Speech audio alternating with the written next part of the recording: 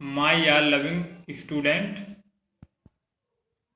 प्यारे बच्चों, अभी हमने कल अपना पिछला टॉपिक भौतिक जगत समाप्त किया है।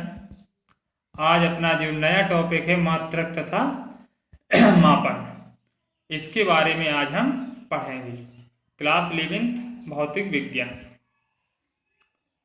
तो जैसा कि आप टॉपिक के से ही समझ सकते हैं मात्रक तथा मापन, तो सबसे पहले तो हमें ये पता होना चाहिए कि ये मापन क्या है, मात्रक क्या है और क्या ज़रूरत है हमें मापन और मात्रक के पढ़ने की।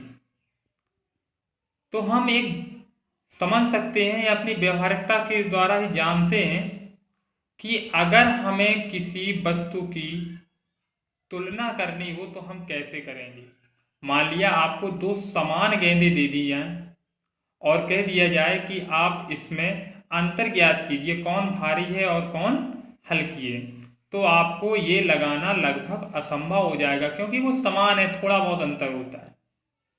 इसी प्रकार आपको कोई भी भौतिक चीज ऐसे लंबाई नापने के लिए कह दिया जाए या कोई भी माप करने के लिए कह दिया है, तो आप उसकी माप तो करेंगे, लेकिन ये क्लियर नहीं है कि आप उसके 100% सही कर दें।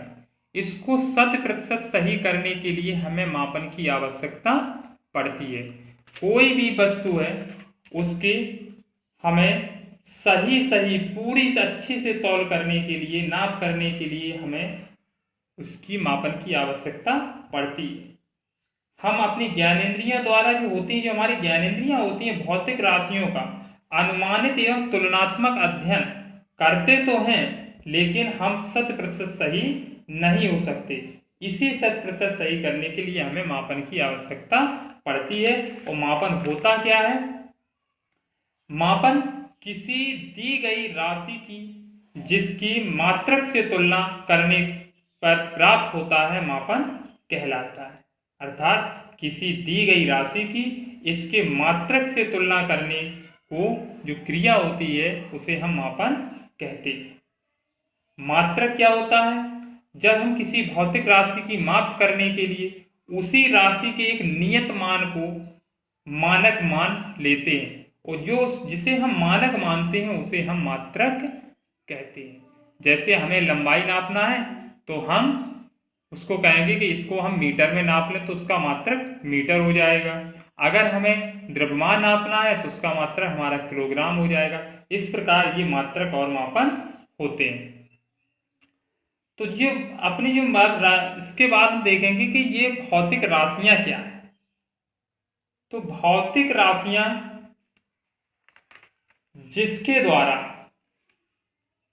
हमें प्रत्यक्ष अथवा अप्रत्यक्ष रूप से मापन करने के लिए कहा जाए, यानी ऐसी राशियां जिनका प्रत्यक्ष या अप्रत्यक्ष रूप से मापन किया जा सकता है, भौतिक राशियां कहलाती हैं।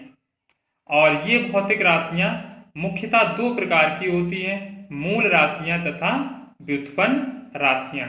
लेकिन इसके साथ एक तीसरी राशि भी काम करती है जिसे हम पूरक राशि कहते हैं। तो हम जब मूल राशि के बारे में बात करें, जो राशि होती है मूल राशि, व्युत्पन्न राशि क्या है और पूरक राशि क्या है। तो मूल राशियां वे राशियां होती हैं जिन्हें किन्हीं अन्य राशियों के पदों में व्यक्त कर पाना संभव नहीं है, उन्हें हम मूल राशियां कहते हैं। और ये कुल 7 मूल राशियां होती हैं: द्रव्यमान, लंबाई, समय, ताप, विद्युत धारा, ज्योति तीव्रता तथा पदार्थ की मात्रा। जो व्युत्पन्न राशियां होती हैं, व्युत्पन्न राशियां जो मूल राशियों के द्वारा बनती हैं, ऐसी राशियां जिनके मूल राशियों की अतिरिक्त सभी भौतिक राशियों को व्युत्पन्न राशियां कहते हैं। यतः ये भौतिक राशियां जिन्हें मूल राशियों की सहायता से प्राप्त किया जाता है, वे भौतिक राशियां जिन्हें हम मूल राशियों के द्वारा प्राप्त करते हैं, व्युत्पन्न राशियां कहलाती हैं। जैसे हम दो मूल राशि लेते हैं, जैसे क्षेत्रफल को हम मान लें, तो क्षेत्रफल हमारी कौन सी राशि होती है? व्युत्पन्न राशि। और इसको हमें क्षेत्रफल बनाने के लिए हमें लंबाई और चौड़ाई की आवश्यकता पड़ती है, जो कि लंबाई और चौड़ाई जो होती है वो मूल राशि होती है। तो मूल राशि से मिलकर हमारी बनती है व्युत्पन्न राशि। अब जो मूल राशि होती है, मूल राशि को हम मापते किससे हैं? तो उसके लिए हमें होते हैं मूल मात्रक। मूल मात्रक क्या है? मूल राशियों के वे मात्रक जिन्हें अन्य मात्रकों के पदों में व्यक्त नहीं किया जा सकता है, मूल मात्रक कहते हैं। और ये जो मूल मात्रक हैं, चूंकि मूल राशियां 7 हैं तो ये 7 मूल मात्रक भी होंगे। द्रव्यमान का मीटर होता है, लंबाई का मीटर होता है, द्रव्यमान का किलोग्राम होता है। इसी प्रकार सेकंड, एम्पियर, केल्विन, कैंडेला तथा मूल जो मोल होते हैं वो मूल मात्रक होते हैं। व्युत्पन्न मात्रक कौन से होते हैं? वे मात्रक जिन्हें व्युत्पन्न राशियों को मापने में प्रयुक्त किया जाता है वो व्युत्पन्न मात्रक होते हैं। इसके अलावा जो हमने तीसरी बताई थी पूरक राशि, ये जो पूरक राशि होती है ये केवल 2 होती हैं, जिन्हें हम घनकोण और कोण कहते हैं। मूल मात्रों के अतिरिक्त 2 मात्रक भी होते हैं जिन्हें रेडियन और स्टेरेडियन कहते हैं, जिनमें रेडियन कोण का मात्रक होता है तथा स्टेरेडियन घनकोण का मात्रक होता है। तो ये हमने समझे कि मापन की क्या आवश्यकता पड़ती है, मापन क्या है और मात्रक क्या है, और जो व्युत्पन्न मात्रक हैं वो कैसे प्राप्त होते हैं।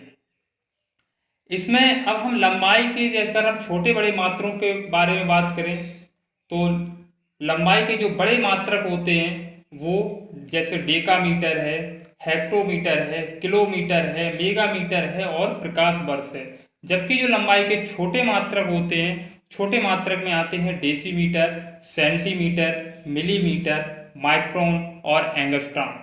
जो सबसे बड़े की हम बात करते हैं तो जो प्रकाश वर्ष होता है वो 10⁻16 मीटर के बराबर होता है। जबकि हम सबसे छोटे मात्रक की अगर हम बात करें वो एंगस्ट्रॉम होता है, जो 10⁻−10 मीटर के बराबर होता है। इसी प्रकार हम द्रव्यमान के छोटे बड़े मात्रकों की बात करें तो उसमें बड़े मात्रकों में क्विंटल होता है, मीट्रिक टन होता है, जीग्राम होता है और टेराग्राम होता है। और जब हम छोटे मात्रक की बात करें तो वो ग्राम होता है, डेसीग्राम होता है, सेंटीग्राम होता है और मिलीग्राम होता है।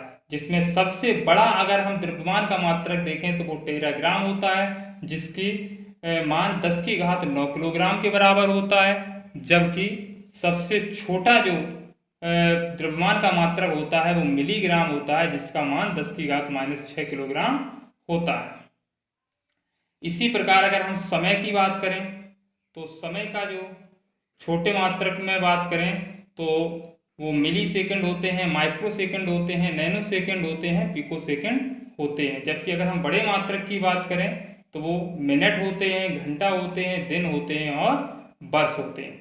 तो इस प्रकार ये सारे मात्रक होते हैं जिनका हमने अभी पढ़ा। और इसके बाद इसके हम नोट्स आपको भेज चुके हैं, उसको आप कंप्लीट कर लेना। और सभी बच्चे अच्छे से पढ़ते रहें। जो हमने अभी फर्स्ट टॉपिक के हिसाब से जो क्वेश्चन पूछे थे उसमें कुछ बच्चों ने जवाब सही दिए हैं। इसी प्रकार सब लोग पढ़ते रहें और अच्छे से तैयारी करें।